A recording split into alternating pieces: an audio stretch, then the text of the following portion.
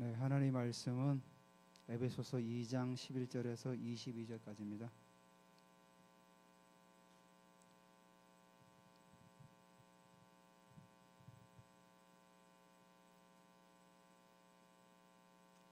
에베소서 2장 11절에서 22절까지입니다. 제가 11절, 여러분이 12절 교독합니다. 그러므로 생각하라. 너희는 그때 육체로는 이방인이요 손으로 육체에 행한 할례를 받는 무리라 칭하는 자들로부터 할례를 받지 않는 무리라 칭함을 받은 자들이라.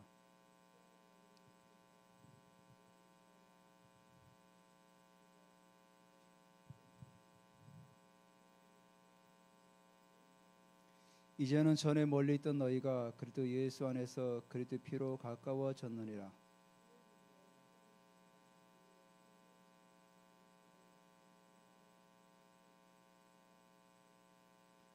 법조문으로 된 계명의 율법을 폐하셨으니 이는 이 둘로 자기 안에서 한 세 사람을 지어 화평하게 하시고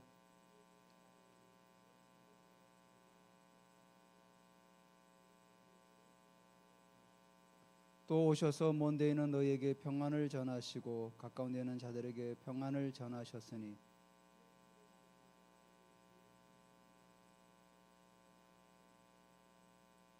그러므로 이제부터 너희는 외인도 아니요 나그네도 아니요 오직 성도들과 동일한 시민이요 하나님의 권속이라.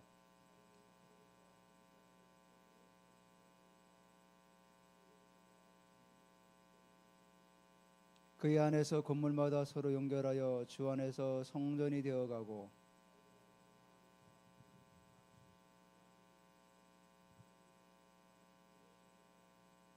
아멘. 네, 날씨가 많이 덥죠. 네, 오늘도 우리가 예배 가운데서 주님 주시는 은혜를 또 우리가 받기를 원합니다. 지난주에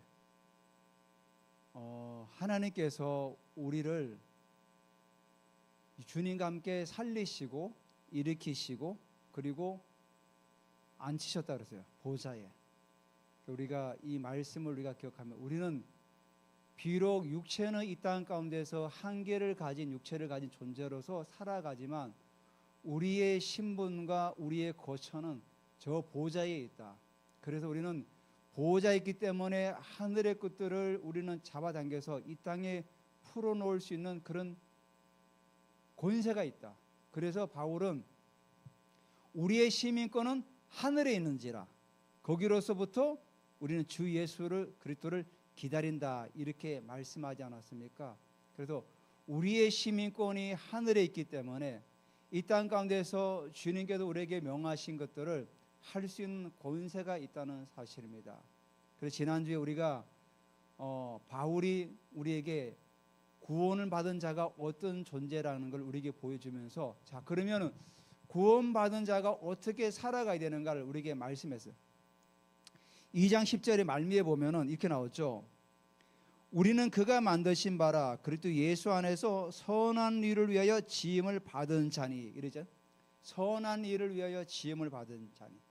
그러니까 이 선한 일이 단순하게 도덕적이고 윤리적인 그런 일이 아니라 제가 말씀드렸죠. 주님께서 이 땅 가운데서 성령의 능력으로 기름 부으셔서 선한 일을 하셨다고 사도행전 10장 38절에 말씀하고 있는데 그 선한 일이 바로 병든 자를 고치고 죽은 자를 살리고 귀신을 쫓아내는 그 선한 일을 하셨던 거죠. 그렇기 때문에 우리가 그 선한 일을 위해서 우리는 지음을 받았고 우리는 존재한다는 사실입니다. 그래서 이 땅 가운데서 어둠의 영역들을 우리가 주 예수 이름으로 선포하고 저는 아까 찬양 드릴 때 영적인 기류가 바뀌는 걸 저는 느꼈어요. 그래서 인도자에게 찬양을 좀 더 하면 좋겠다. 이 찬양을 영적 기류가 풀어지고 우리가 살아가면서 우리가 낙심되고 힘든 일이 얼마나 많이 있습니까? 근데 세상 사람들은 그 낙심과 절망 가운데서 찾는 방법이 뭡니까?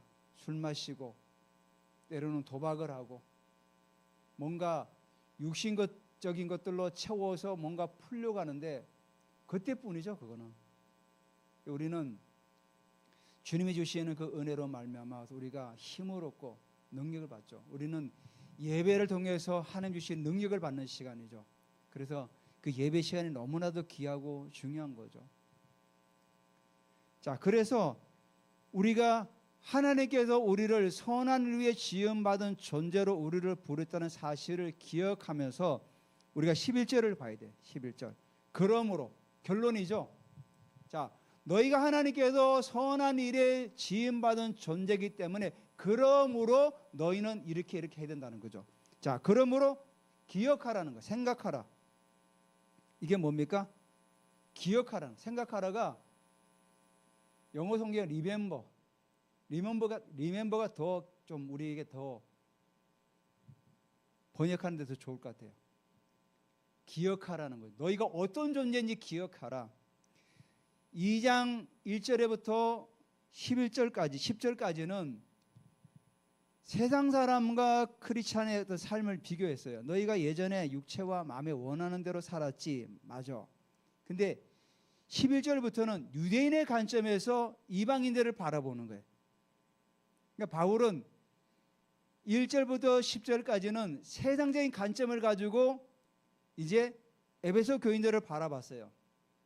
근데 11절부터는 유대인의 관점에 또 바라봐요. 바울은 왜 세상적인 관점에서 또 유대인의 관점에서 왜 이렇게 자꾸 볼까요?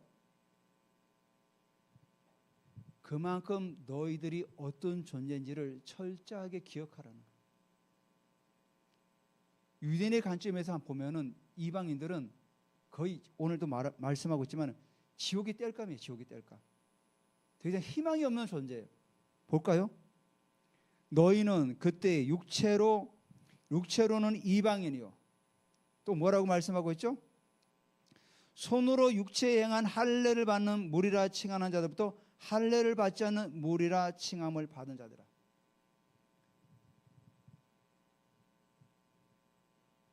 에베소 교인들은 유대인들로부터 너희들은 할례를 받지 않은 무리들이야. 무할례자라는 거죠.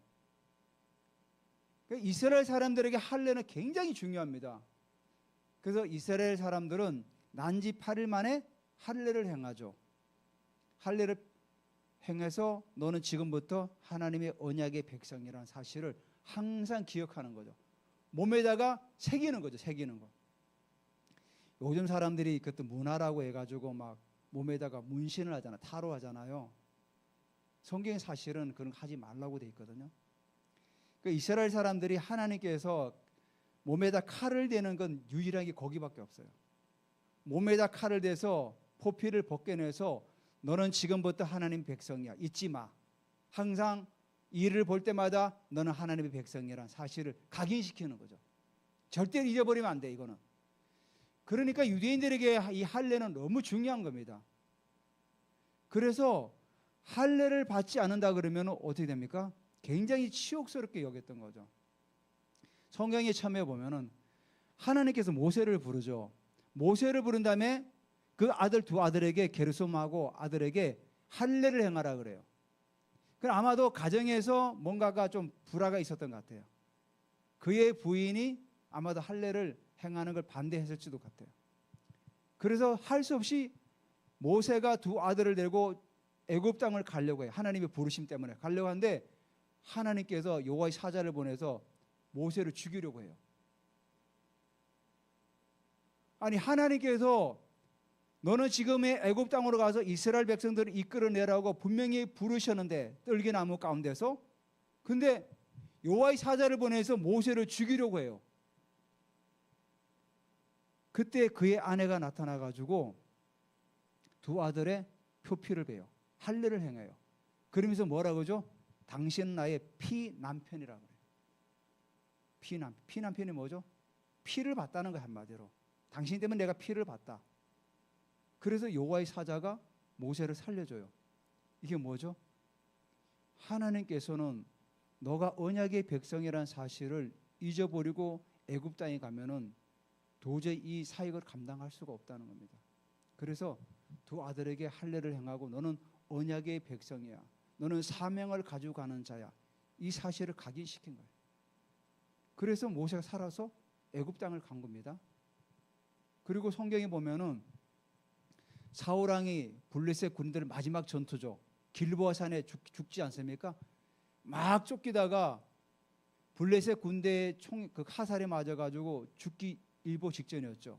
그러니까 그때 사울이 뭐라고 합니까? 내가 할례 받지 않은 자에게 죽는 것이 그 수치스럽다는 거예요. 그러니까 자기 병기던 자에게 너는 지금 나를 치라는 거예요. 그 병기던 자가 어떻게 자기 주를 칩니까? 주군을? 그러니까 난 할 수 없다고. 그러니까 사울이 자기 칼에 자기 엎드려져서 자살을 합니다. 그만큼 이스라엘 사람들은 이 할례를 중요시 여기고 할례 받지 않은 사람들에게 만약에 죽임을 당할 수치스럽게 생각했다는 거예요.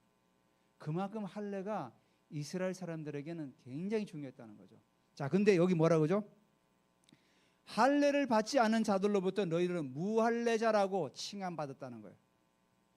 그럼 다시 말해도 너희들은 절대로 언약의 백성이 될 수 없다. 그런 식이라는 거죠. 성경이 보면은 또 바리새인 중에 예수님을 믿는 사람들 가운데 예루살렘 교회가 일어난 분 있어요. 그들이 뭐라고 그러죠? 구원을 받지만은 할례를 받아야 구원을 받는다. 이렇게 얘기해요. 할례도 받고 모세 율법도 지켜야만이 구원을 받는다. 이렇게 얘기해요. 그러니까 이스라엘 사람들에게 있어서는 할례와 율법을 이거는 뗄래야 뗄 수가 없는 거죠. 유대인의 관점에서 지금 이방인들을 얘기하는, 야, 유대인이 볼 때 너희들은 아무것도 아니야. 무할례자야. 너희들은 도저히 언약의 백성이 될 수가 없어. 왜? 유대인들은 각인을 돼 있어. 몸에다가 자기들의 칼로 몸을 베서 하나님의 백성이라는 사실을 몸에 새긴 사람들이야. 그 사람들부터 너희는 무할례자라고 칭함받는 자들이야. 그러니까 너희들은 언약 밖의 사람들이야. 나중에 또 상생이 나오죠. 그러니까 절대로 구원을 받을 수 없는 존재라는 거예요. 자, 그런 존재들이었어. 그러니까 뭐라죠? 설명하죠. 이제 설명하죠. 그때에 너희들이 예수 믿기 전에 그때 어떤 존재였죠? 너희는 뭐라고 합니까? 그리스도 밖에. 여기 한 5가지가 나와요. 그리스도 밖에, 이스라엘 밖에, 약속의 언약의 외인, 세상에서 소망이 없는 자, 하나님 없는 자. 이게 다 뭐죠? 절대로 너희들은 구원을 받을 수 없었던 그런 존재들이라는 거예요. 그리스도 밖은 뭐죠? 똑같은 설명이에요. 그리스도 밖에는 너는 구원이 없다는 거예요. 구원이 없다는 거예요. 그러니까 예수님께서 마태복음 15장에 보면은 수르복의 여인이 와서 자기 딸을 살려달라고 그러죠. 귀신 들린 딸을. 근데 예수님께서 매장하게 뭐라고 말씀하시죠? 나는 이스라엘 집에 잃어버린 양 외에는 다른 데로 보내심을 받지 아니하였노라. 유대인들이 이런 사고를 가지고 있고 예수님도 그런 사고를 가지고 있었죠. 물론 예수님이 이제 부활하신 다음에 이 복음이 세계 만방으로 증거되죠. 예수님이 공생애를 마친 다음에는 어떻게 합니까? 모든 민족으로 모든 족속으로 가라 이렇게 말씀하잖아요. 그때까지만 해도 이 언약은 이스라엘 안에서만 머물러 있었던 거죠. 왜? 하나님께서 그 제자들을 세우셔가지고 언약 안에 굳건하게 세우기 위해서는 시간이 필요했던 거죠. 그래서 이방인들은 그리스도 밖의 존재라는 거예요. 그 생명과 소망에서는 제외됐다는 거예요. 그리고 또 이스라엘 밖에 마찬가지로 이것도 이스라엘 밖에 뭐죠? 구원의 밖에 존재하는 존재들이다. 또 약속의 언약, 아브라함과 이삭과 야곱의 그 약속의 언약들로 이어난 그 계통에서 너희들은 바깥이야. 아니야 너희들은.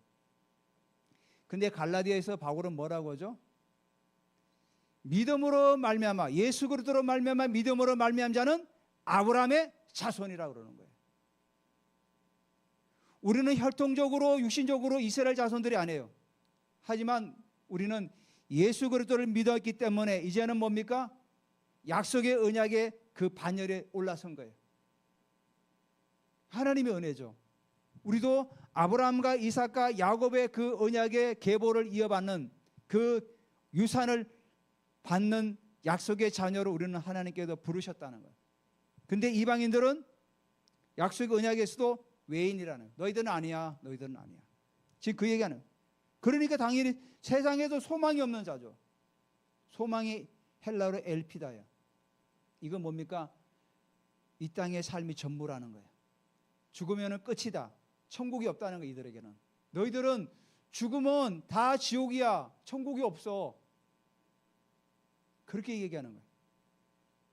근데 우리가 이게 다 반대로 돌리면 뭡니까? 와, 우리는 세상에 소망이 있는 자 아닙니까? 오늘도 주일날 차를 대고 올라오는 길에 많은 사람들이 막 고무보트 들고 그 놀러 가고 막 즐기잖아요. 육신을 즐기잖아요. 왜냐하면 그들은 세상에도 소망이 없기 때문에 이 땅에 살아가는 동안 다 누리려고 하죠. 때가 되면은 수영장 가고 산으로 놀러 가고 해외로 여행 다니고. 왜? 이 땅에 있는 눈에 보이는 것들이 전부라고 생각하니까 그러는 거예요. 근데 우리는 뭐죠? 보이는 것은 보이는 것이 아니요, 보이지 않는 것이 영원하다는 거예요. 우리는 영원한 것 붙들고 가는 거예요. 에콰도르에서 죽은 그 선교사 있지 않습니까? 보이는 것은 보이는 게 아니라는 거예요. 잠깐이라는 거예요. 보이지 않는 것이 영원하다는 걸 붙들고 순교하지 않았습니까? 그러니까 우리는, 세상 사람들은 눈에 보이는 것들을 향해서 막 달려가요. 눈에 보이는 것들을 향해서. 그러니까 내가 살아있는 동안 어떻게 하든지 눈에 보이는 것들을 더 즐기려고 해요. 그러니까 남들이 그랜저 끌면 나는 벤츠 뽑아야 되고, 벤츠 뽑으면 또 BMW 뽑아야 되고. 왜? 눈에 보이는 게 전부니까. 우리는 눈에 보이는 게 전부가 아니라 보이지 않는 것이 영원하고 거기가 전부이기 때문에 우리는 하나님께 예배하며 하나님부터 오는 그 능력을 받고 그 은혜를 받고 살아가는 존재들이에요. 그래서 우리는 세상에서 소망이 있는 자예요. 이 땅의 모든 사람들은, 하나님 안 믿는 사람들은 세상에 소망이 없는 자들이에요. 자, 바로 에베소 교인들이 너희들이 그랬던 존재들이야. 그리고 마지막으로 그러죠. 하나님이 없는 자래요. 당연히 하나님 없죠. 세상에 소망이 없으니까. 하나님이 없는 자라는 그 의미는 그 당시 용어로는 신에게 버림을 받았다, 이런 의미예요. 그 당시 1세기 사람들에게는 하나님이 없는 자, 너희들은 신에게 버림받은 존재들이야, 이렇게 1세기 문화 때는 이해되는 거예요. 우리는 뭡니까? 하나님의 백성이잖아요. 우리의 구원이 얼마나 좋아요. 이 땅에 눈에 보이는 모든 종교들은 인간의 노력과 행위와 선을 얼마나 행하냐의 척도에 따라서 구원을 주기도 하고, 그 구원이 아니죠. 자기들이 말하는 구원, 자칭 구원이죠. 자칭 구원. 그래서 삼보일배를 하고 성지순례를 하고 얼마나 그 많은 고행을 거칩니까? 한때 중세교회도 인간의 선행을 많이 강조하지 않았습니까? 그러니까 루터가 볼 때 이건 아닌 것 같다. 자기가 그래서 그 계단에 막 그 유리 조각을 깨고 무릎으로 겨우 올라갔대요. 그래도 마음이 평안이 없어. 시편을 강의를 하면서 이 루터가 깨달았어요. 아, 오직 의인은 믿음으로 말미암아 살리라. 그래서 비텐베르그 대학 교회 정문에다가 105개 조항을 붙이고 그때부터 종교 개혁을 시작한 거예요. 그게 도화선이 된 거죠. 자기는 이걸 악습이라서 고치려고 했는데 이게 종교 개혁의 도화선이 된 거예요. 1517년에. 그러니까 우리 기독교도 중세 때는 그런 종교화됐어요. 종교화. 뭔가 눈에 보이는 것들을 열심히 해야만이 구원을 받는 줄 알았다는 거예요. 그러니까 하나님이 없는 사람들이 그렇게 살아가는 거예요. 우리는 뭡니까? 로마서 10장 9절 10절에 뭐라고 말씀하고 있습니까? 사람이 마음으로 믿어 의에 이르고 입으로 시인하여 구원에 이르니라. 얼마나 간단해요. 하나님께 너에게 막 1억을 헌금해야 너 구원 받을 수 있어. 너 맨날 교회 일찍 와가지고 청소 다 해야 구원을 받을 수 있어. 한 번도 빠지면 너 구원 못 받아. 이렇게 말씀하지 않았어요. 사람이 마음으로 믿어 의에 이르고 입으로 시인해도 구원에 이른다. 얼마나 이 간단한 복음이에요. 이 간단한 복음을 믿는 자에게는 하나님께서 자녀의 권세를 주시고 세상에 소망이 있게 하시고 이스라엘의 언약 안에 있게 하시고 그리스도 안에 있게 하시고 하나님께서 이 5가지 가운데 다 우리에게 반대로 주시는 거 아닙니까? 바울이 얘기했던 게 바로 이거. 너희들이 이런 존재지만 다 반대로 생각해봐라. 얼마나 축복받은 존재들이냐 에베소 교인들아. 그러니까 그러므로 기억하라는 거예요. 기억하라. 너희들 기억해야 돼. 하나님의 자녀 되는 게 얼마나 감사한 거야. 너무 감사한 거죠. 그래서 바울이 더 부연 설명을 해요. 12절에 13절에 이제는 자 지금까지는 이랬어. 그때는 이제는 현재는 뭐라죠? 전에는 멀리 있던 너희가 그리스도 예수 안에서 그리 피로 가까워져. 자 그리스도 밖에 있다 그러잖아요. 근데 13절에 뭐라고 합니까? 전에는 너희들이 그리스도 밖에 저 멀리 있어서 눈에 보이지 않아서 저 끝에 막 구석탱이에 있었어. 근데 뭐라고 말씀하고 있습니까? 이제는 전에 멀리 있던 너희가 그리스도 예수 안에서 그리스도의 피로 가까워졌느라. 저 그리스도 밖에 있다가 이제는 그리스도 안에 있었다는 거예요. 어떤 이유로? 그리스도의 피로. 예수 그리스도 십자가에서 피 흘리심으로 죽으시고 장사 지내시고 부활하셔서 보호자의 앉으심으로 너희가 가까우셨다는 거예요. 어떤 공로가 없죠. 여기는 공로가 얘기를 안 했어요. 분명히 가까워진 이유가 뭡니까? 예수 그리스도의 피라는 거예요. 그래서 우리가 찬양 부를 때 주의 보혈 능력이 또다 주의 피 믿으오. 주님의 보혈이 우리를 세상에 있을 때 우리를 잡아당겼다는 거예요. 그 피로 말미암아 우리가 여기에 앉아 있고 주님께 가까이 왔다는 거예요. 얼마나 감사합니까? 그리스도 안에 있었다는 거예요. 또 14절에 또 부연 설명하죠.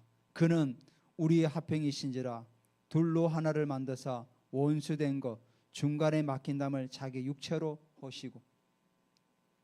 주님은 화평이시래요. 우리 예수님은 화평이세요. 항상 그분이 가신 곳에는 뭐 평화가 있어요. 평화. 근데 이분은 뭐라 그러죠? 둘로 하나를 만드셨대요. 둘이 뭐죠? 이방인과 유대인, 이방인과 하나님의 자녀. 그 둘을 뭐라고 그러죠? 하나로 만드셨대요. 하나로 만드셨는데 뭐라고 그러죠? 원수된 것. 원수된 게 뭐죠? 중간에 막힌다. 중간에 막힌 다음에 자기 육체로 허셨대요. 자, 바울이 에베소서를 기록할 그때가 정확한 연대가 62년이나 63년경이에요. 주님 오신 이후로. 근데 바울은 이미 내다본 거예요. 왜? 예수님께서 말씀하셨기 때문에 마태복음에 이 성전 무너질 거야. 돌 하나도 우리에 남지 않을 거야. 바울은 그걸 깨달은 거예요. 근데 뭐라고 하죠? 중간에 막힌 다음에 자기 육체로 허셨대요. 자, 예루살렘 성전이 몇 년도에 무너졌죠? AD 70년에 로마 군대에 의해서 다 무너졌어요. 근데 에베소서를 기록할 당시는 62년에서 63년. 아직도 8년, 7년이 남은 거예요. 바울은 미리 멀리 내다본 거죠. 아, 예수님께서 자기 육체로 이 성전에 있는 그 모든 벽을 다 무너뜨렸다는 거예요.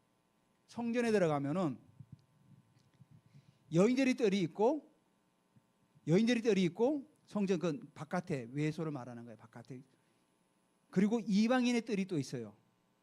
한 계단 한 계단 내려가면 제일 밑에 계단에 보면은 이방인의 뜰이 있는데 1.5베타의 벽을 쌓아놨어요.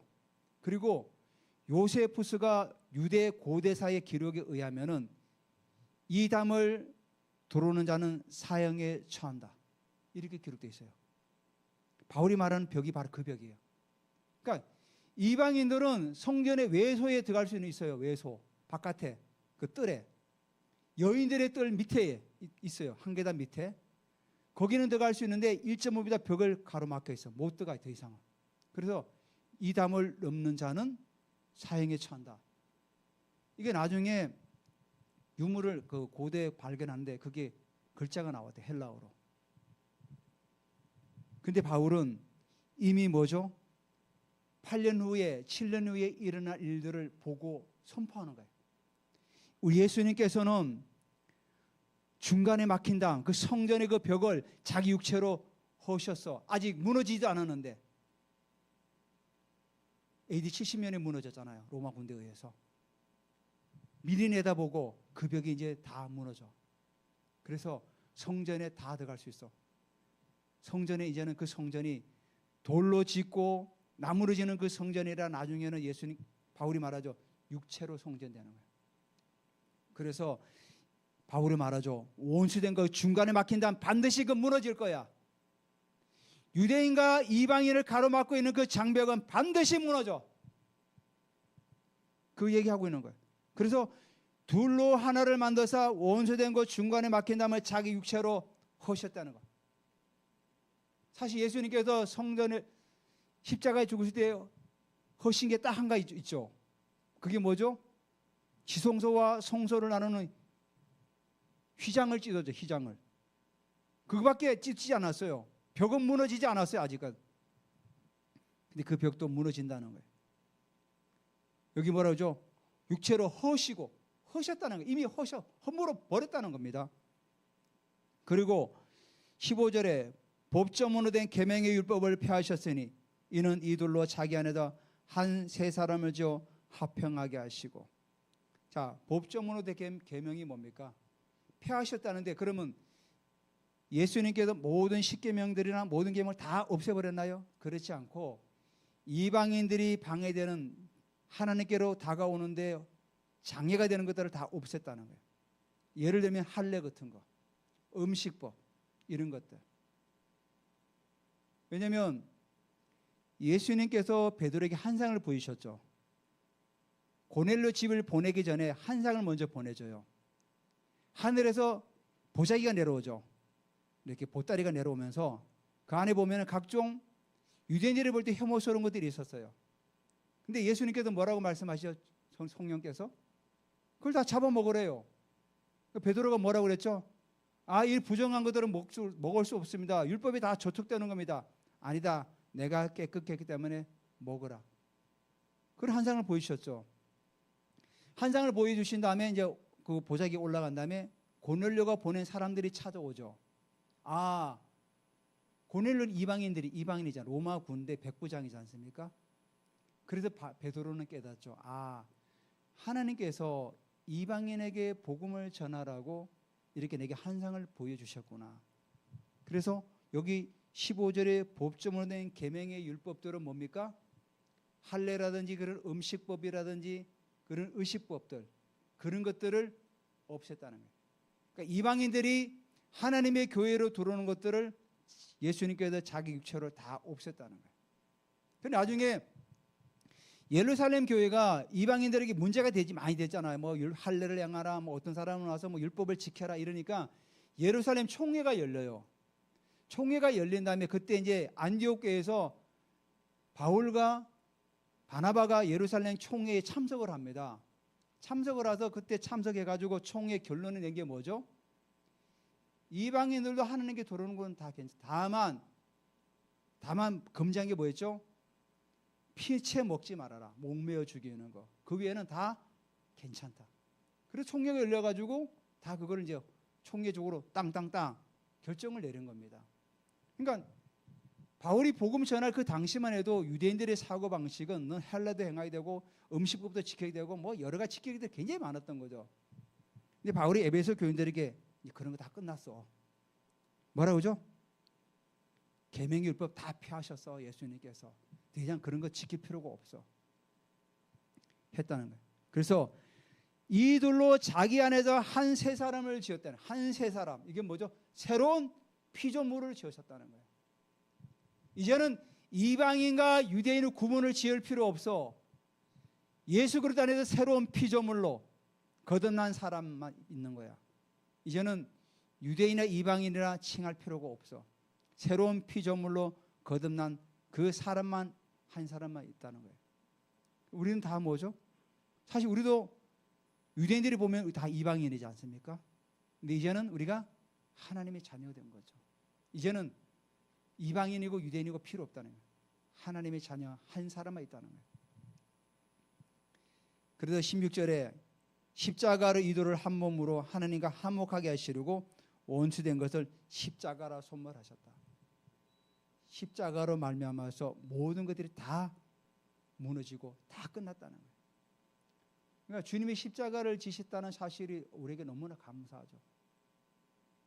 십자가로 말미암아 모든 장벽들이 다 무너지고 모든 율법들이 다 무너지고, 그래서 예수님께서 십자가를 지시고 마지막에 하신 말씀이 뭡니까? 다 이뤘다는 거예요. 다 이뤘다는 거예요. 그 다 이뤘다는 말이 무슨 말입니까? 율법에 장애되는 것도 다 없애고 장벽들도 다 끝나고 유대인과 이방인에도 다 끝났다는 거예요. 바로 그 말씀하시는 거예요. 십자가로 다 소멸이 뭐죠? 다 태워 없앴다는 거예요.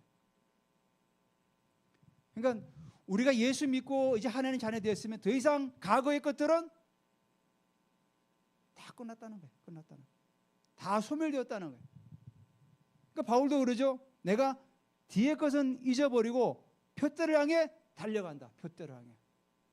내가 과거에 아무리 하려고 내가 또 실수하고 잘못한 거 있을지라도 내가 표대를 향해서 그리스도 예수 안에서 부르심을 향해서 달려가야 되는 겁니다. 우리는.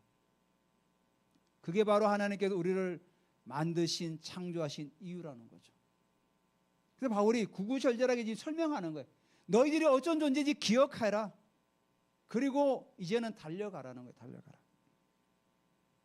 자, 그리고 17절부터는 이제 우리에게 주신 은혜가 또 있죠. 뭐라고 하죠?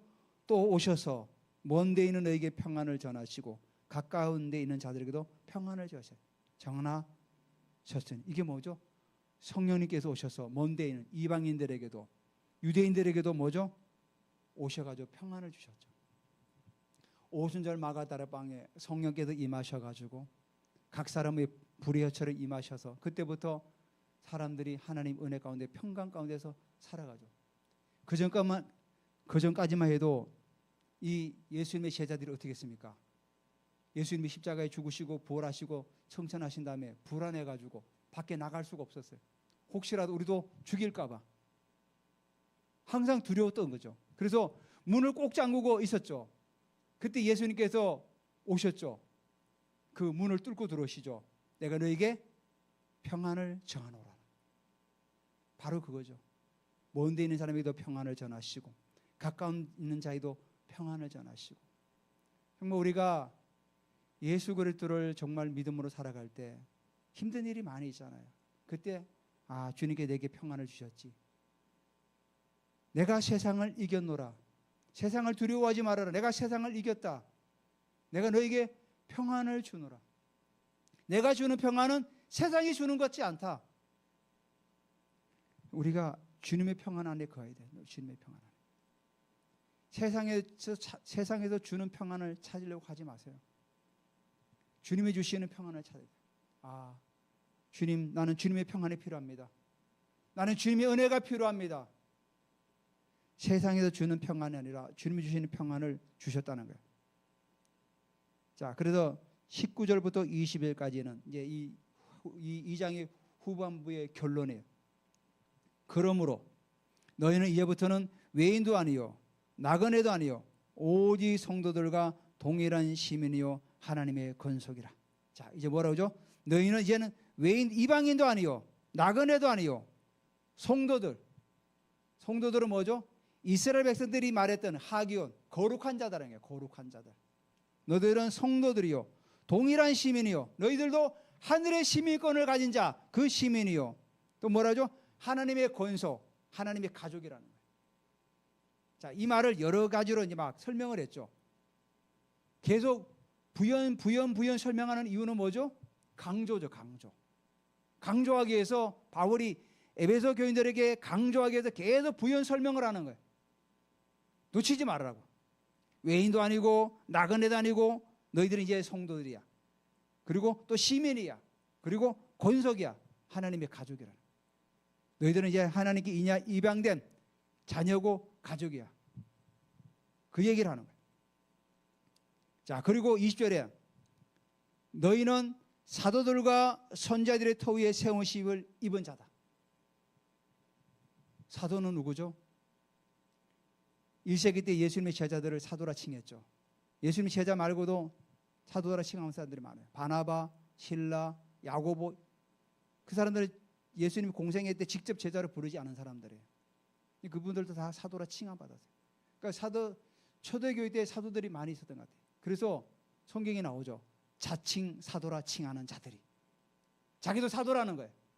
그래서 바울이 뭐래죠? 자칭 사도라 칭하는 자들. 자기도 사도의 권세를 누려보고 싶어서 1세기 때 조금 자기도 안다는 사람들이 나도 사도야 어디 가서 막 떠들었던 거예요. 그러면서 교인들을 막 조종하고 그랬던 거예요. 잘못 가르치고. 그러니까 바울이 자칭 사도라 칭하는 무리들이 고린도 교회에 왔었잖아요. 근데 우리는 뭐죠? 사도들과 선지자들의 터 위에 세우심을 받았다는 거예요. 사도는 예수 그리스도의 말씀을 받아서 복음을 전하는 기초를 놓는 자들이에요. 예수 그리스도의 기초를 놓는 자들. 선지자는 뭐죠? 방향성을 제시하는 거죠. 방향성. 바로 오늘날도 교회도 바로 이 사도들과 선지자들의 터 위에 우리는 세우심을 받은 자. 교회는 바로 에클레시아라고 하죠. 교회를 에클레시아. 사실 에클레시아라는 용어가 우리 교회로 번역하지만 더 큰 의미가 있어요. 로마 시대 때 에클레시아는 행정을 말해요. 행정 도시를 말하는. 황제가 어떤 도시를 갈 때는 그 도시를 가서 만들 때 에클레시아를 보내. 에클레시아를 만들어. 그럼 누구를 보내죠? 사도를 보내. 사도. 아포스톨로스. 사도가 사실은 다 로마 용어예요. 에클레시아, 아포스톨로스 다 로마 용어예요. 사도를 보내요. 사도가 보내서 그 에클레시아의 모든 입법 행정을 다 만들어요. 그때 가는 사람이 사도예요. 사도. 우리는 뭐죠? 하나님께서 교회를 세우는데 에클레시아 당연히 에클레시아 세우면은 사도를 당연히 보내야 되겠죠. 왜? 다 만들어야 되니까. 그래서 사도와 선자들의 터 위에 세우심을 입은 자라는 거예요. 많은 사람들이 그러죠. 현대 신학자들은 사도와 선자는 1세기 때 다 끝났다.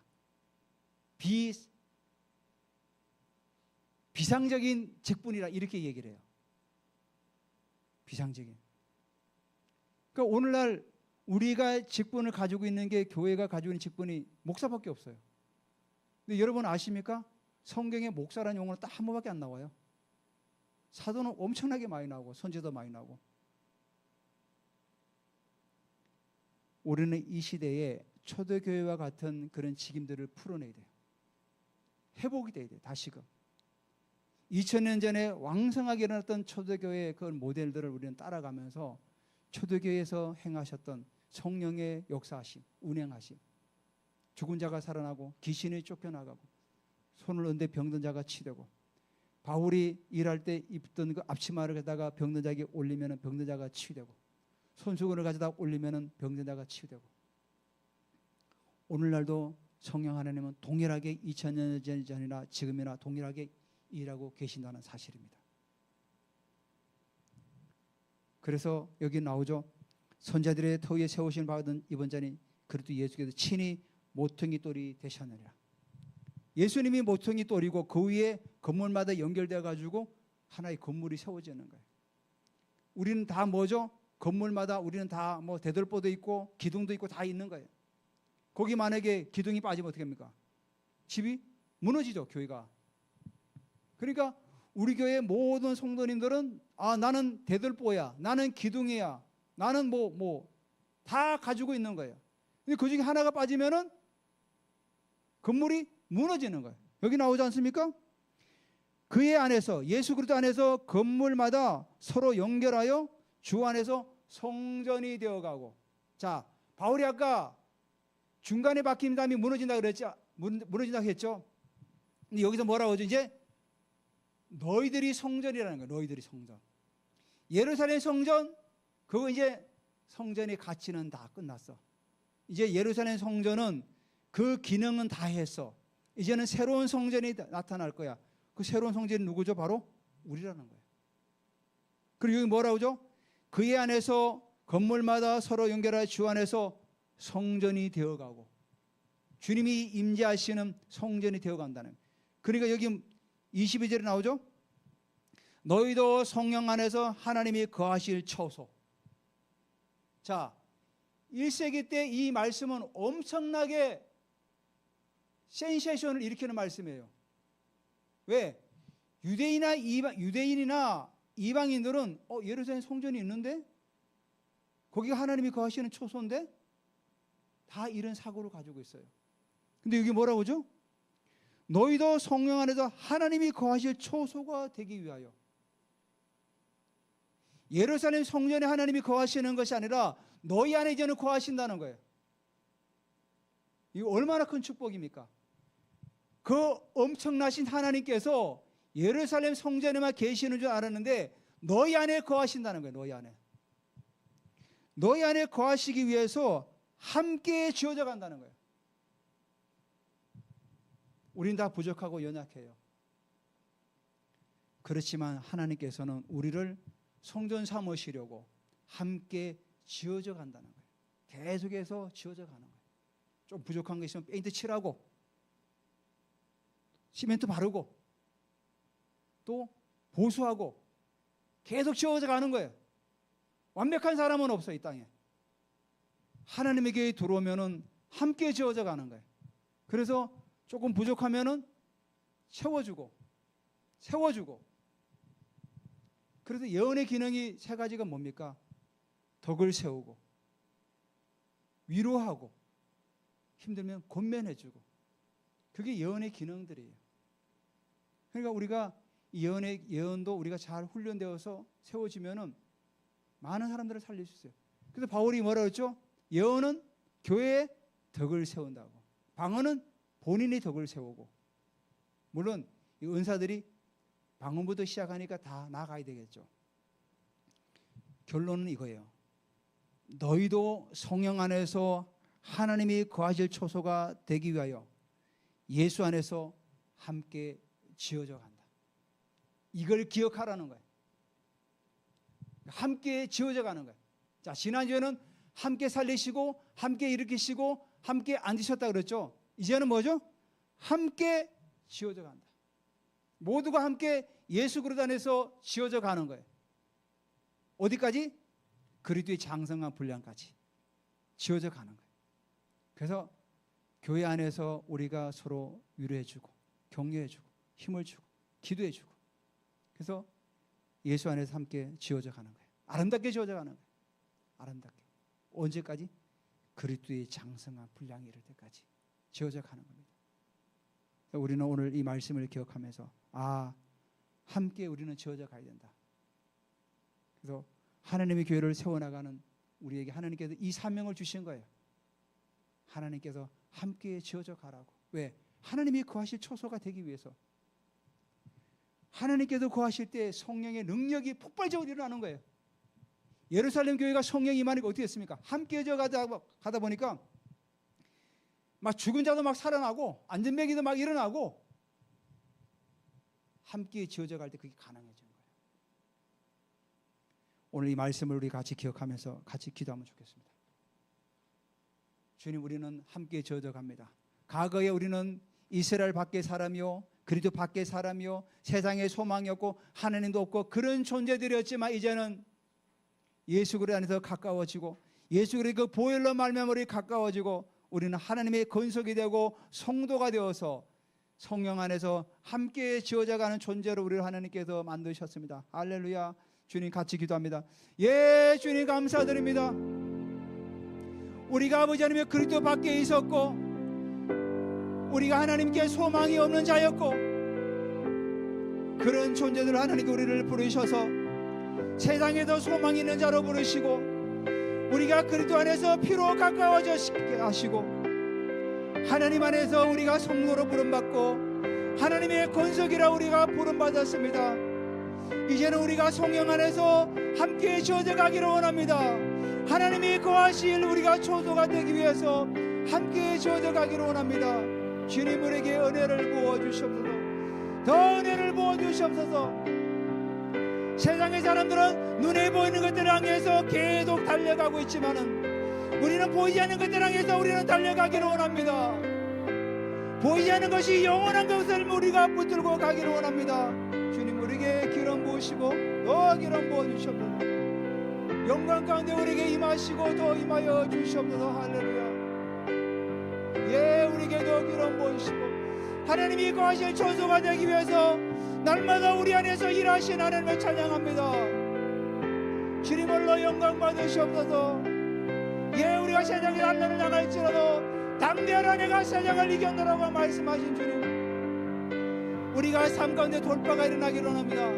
우리는 돌파해 나갑니다. 돌파해 나갑니다. 주님 영광 받으시고 영광 받으시옵소서. 여러분 이 시간 머리에 손을 올리시고, 여러분 아픈 부에 있는 사람들은 아픈 데 손을 올리시기 바랍니다. 예수 이름으로 명하노니 우리의 모든 삶에 일어나는 모든 장애물들은 다 파괴되고 떠나갈지어다. 돌파될지어다. 모든 연약한 머리 시간 예수 이름으로 회복될지어다. 비염과 비중과 만국정도로 예수 이름으로 다 소멸될지어다. 모든 내 세포들은 예수 이름으로 명하니 회복될지어다. 우리 삶에 일어나는 모든 장애물들, 모든 아버지 하나님의 걸림돌들은 이 시간 예수 이름으로 명령하니 완전히 파괴되고 떠나갈지어다. 돌파될지어다. 할렐루야. 재정의 문제도 돌파될지어다. 건강의 문제도 돌파될지어다.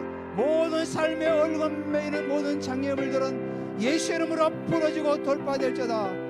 할렐루야. 주님 감사드립니다. 영광 받으시옵소서. 예수 그리스도 이름으로 축복하며 기도드립니다. 아멘.